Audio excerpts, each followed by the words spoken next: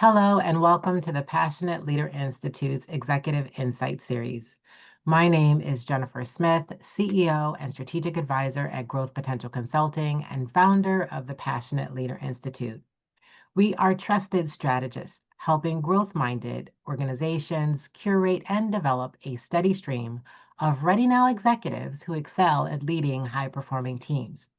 And I am excited today to talk to Lindsey Farrell, and she is a global operations executive. And our topic is transforming billion-dollar operations through people-centered leadership. Welcome, Lindsey. How are you today? Great. Thank you so much for having me, Jennifer. I'm very excited to have a conversation and talk about something that I'm very passionate about.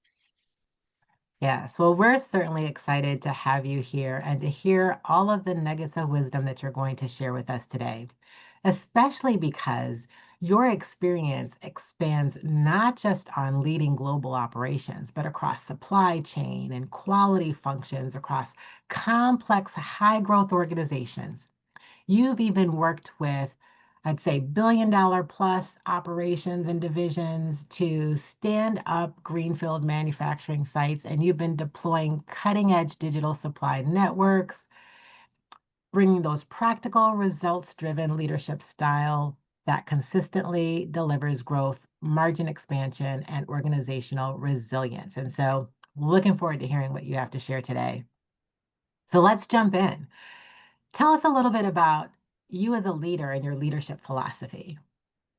Yes, so I would describe it as I always like to lead through influence. So I'm not naive what a title might bring, but I always want teams to come on the journey because they know where we're going and they believe in it. I think that makes for much more impactful impact or more impactful staying power of what you're implementing. And so I really believe that I lead that through kind of three main factors. So authenticity. So I am who I am and I can flex depending on audience, but people know that who who and what I represent and are trusting in that.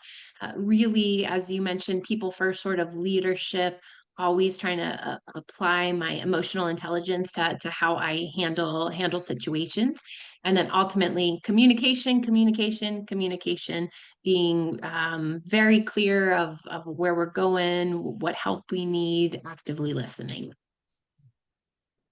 Yes, and so that authenticity with that people-centered and people-focused leadership style really being the core of your brand. Since you've been a people leader now for at least 15 years, what are some of the lessons learned? Yeah, so many lessons over the years, but I'll highlight three. So I'll pick up where I started on that communication factor as one. So communications never one and done.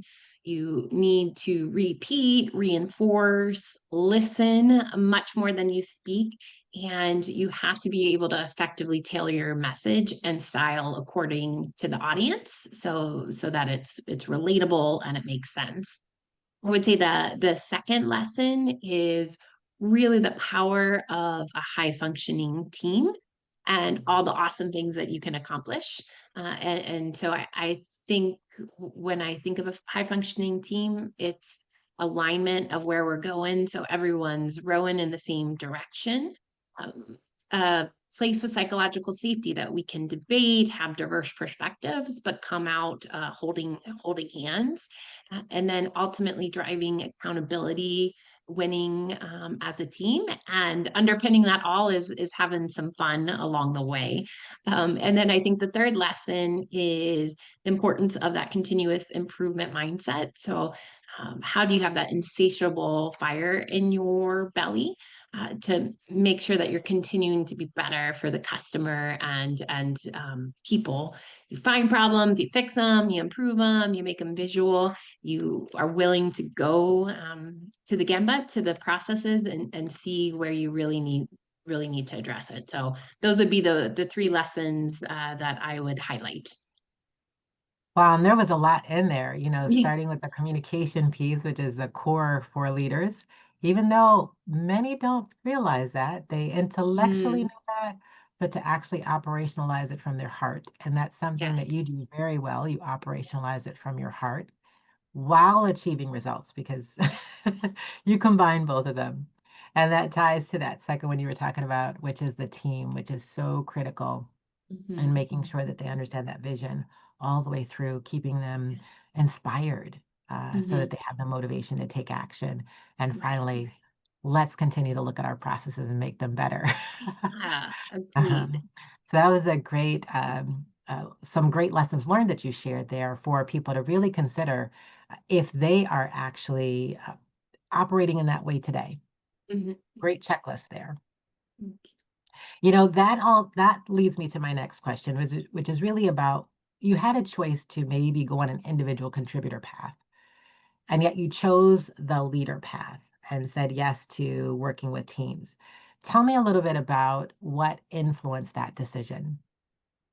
Yeah, so I would say probably early in my career and maybe even in extracurriculars in my collegiate time, I knew that I really wanted to focus in on the people leadership because that's where I get energy is ultimately by seeing others develop and grow.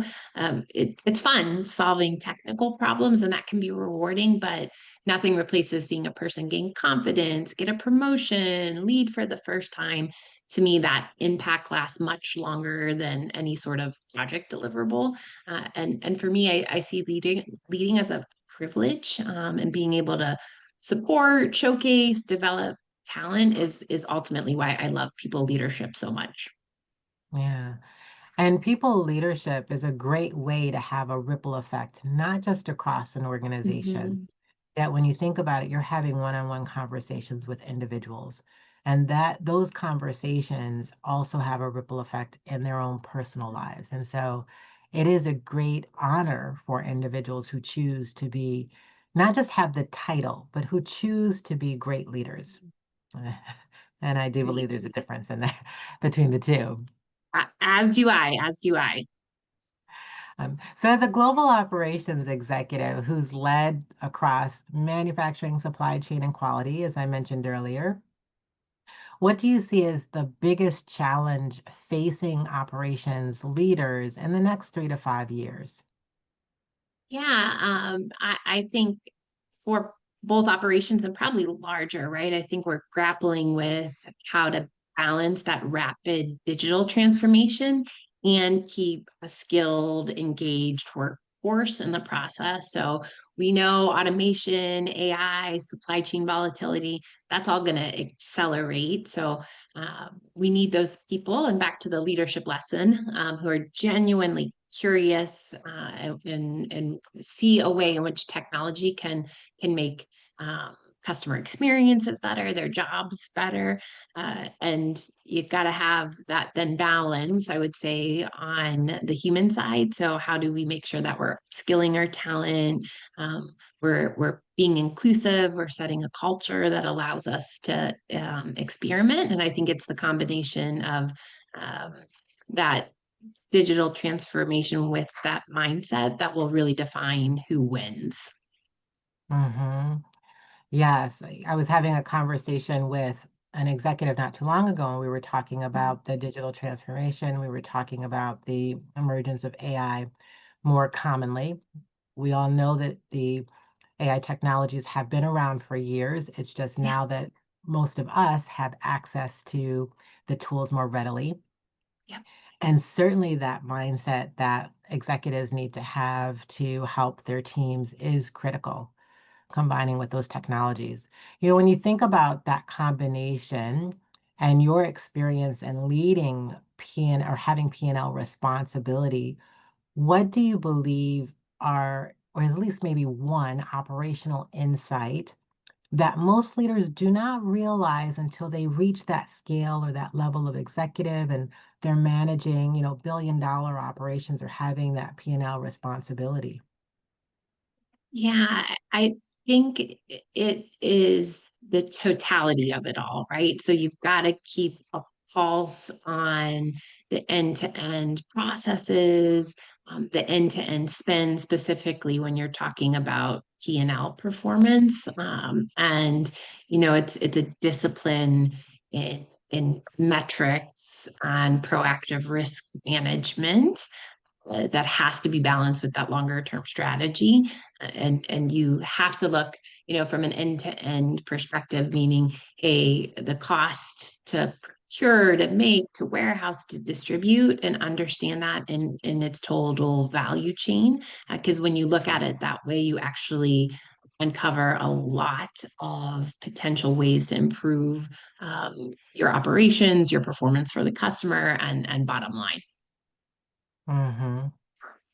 So that holistic view, it sounds like, is Correct. that holistic bird's eye view is really something that you're talking about in this context for people to really think about and realize. Yes, that full end-to-end mindset. Exactly. Mm, yeah. And speaking of an end-to-end mindset, combining that with the conversation we were having just before this one, Yeah. what advice then would you have for executives that about staying current with emerging technologies such as AI, concerning this end-to-end mindset that you were just talking about? Yeah, I think it's rooted back into that being curious as a leader as well, researching really the art of the possible. Don't constrain your thinking and making sure that you're looking across all industries. Every industry has a uniqueness, but you always can learn from what others are doing, and then building that network of internal tech ambassadors, or people that really kind of geek out on it and can challenge and help you define ultimately that solution. So for me, what I've tried to do is, how do you pilot small proof of concepts, learn fast, partner with those experts, and keep evolving. I think a piece is, it's intimidating for a lot of folks too, and so you being vulnerable and showing your team that you're willing to learn and continue to progress, and encourage them. In my staff meetings, for example, we would have shares, we would have kind of AI productivity hacks where people would raise their hand of, well, this is a cool way I used it this week, or has anyone thought about it, to create a conversation and a safe place where that vulnerability and learning can happen together. Hmm. And what a great approach to that, Yeah. making it a part of the discussion, making it something that it's acceptable, it's okay to have the discussion, it's encouraged for people Yeah. to be curious and to take Mm. action and to experiment and then come back and share their experience. Yes, Yeah, it's exactly. wonderful. Wonderful. Well, that really ties into this concept of continuous process improvement. Hmm. So, as a leader who's driven both continuous process improvement and operational excellence, and really just transformative efforts within the organizations that you've worked, how would you distinguish the difference? Yeah. So to me, continuous improvement, it's, about is steady, measurable gains. You see those problems, you're fixing them. You have daily management that keeps issues at the forefront, and keeps you accountable to address them. Transformation to me is a big step change. New business models, digitization, footprint redesign. I've led both throughout my career, where you can have a couple percent basis points increase of those continuous improvement efforts, while also have sponsored some big changes between network and footprint design that brought 5% return to the bottom line, or in Komatsu time, redesigning the way that we went to market, digitizing our supply chain, and seeing similar sort of returns on both profitability and inventory and customer service. So one is kind of should be in your DNA, the way that you think and run your day-to-day operations, and transformation more about that step function change. Hmm. And so I'm curious, since you see them differently, And by any chance, do you lead those efforts in a different way? And if so, what are some techniques that you might use for either that continuous improvement, operational excellence versus that transformation efforts? Yeah, so I think the continuous improvement, it's really key to make sure that your day-to-day processes and you have metrics established that allow it to flow. So in my team's operations, you're measuring on a daily cadence how you're performing and trying to look more at leading indicators. So hey, if I control this, it's going to have a outcome on a more traditional lagging indicator of how are we performing for a customer, so that you can see trends and you address and you problem solve and you fix for. And so that really should be built into the DNA of how a plant or function works daily. Transformation, I believe it takes a big vision of what the future looks like. Not necessarily all the steps to get there, but when we're done, this is what good looks like, and setting up an organizational structure that is what they do all day long to separate them from the day-to-day execution. They help drive those large process improvements, the change management associated with that. And then in successful transformations, they go back into the business because it's the way that you now operate and you don't need that separate arm. Hmm. So it's almost like having that core team that's helping keep the fire alive about the transformation.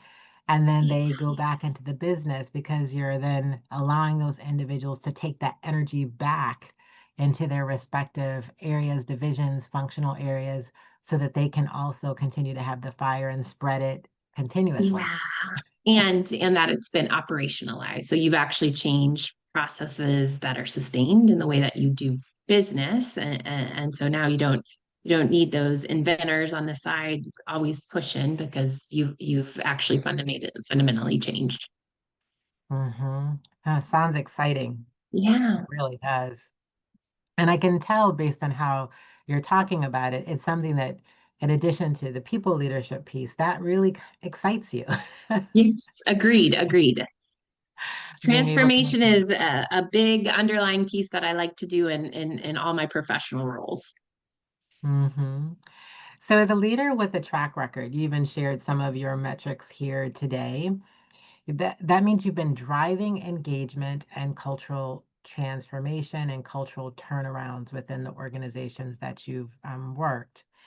What have you done to create an environment where people are truly committed and engaged?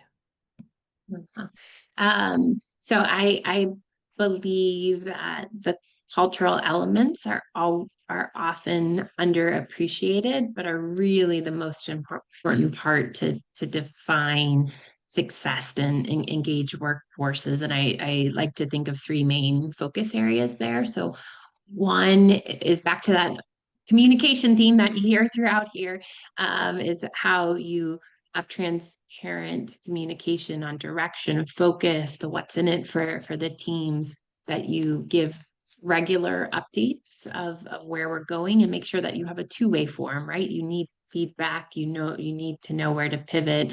You need to be able to take the temperature of the team and know when you need to give a little bit more hugs and cuddles versus where you need a little firmer hand. Second piece I would say is recognition. So and recognition can look different by function, by culture, by type, but people fundamentally do want to know that they're doing a good job and they're winning. So I believe recognition is both informal programs, but then just general everyday appreciation. And then the third piece is ultimately on the development of talent. So how do you have what I call active succession planning? So knowing what your folks experiences they need, what projects you have, pairing them up so that when the next opportunity is called, they have all the necessary experiences to excel. How do you give stretch roles? How do you give visible sponsorship and forum for talent to showcase?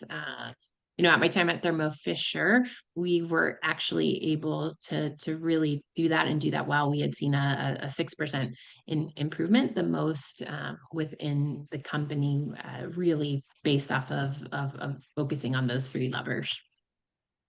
Hmm.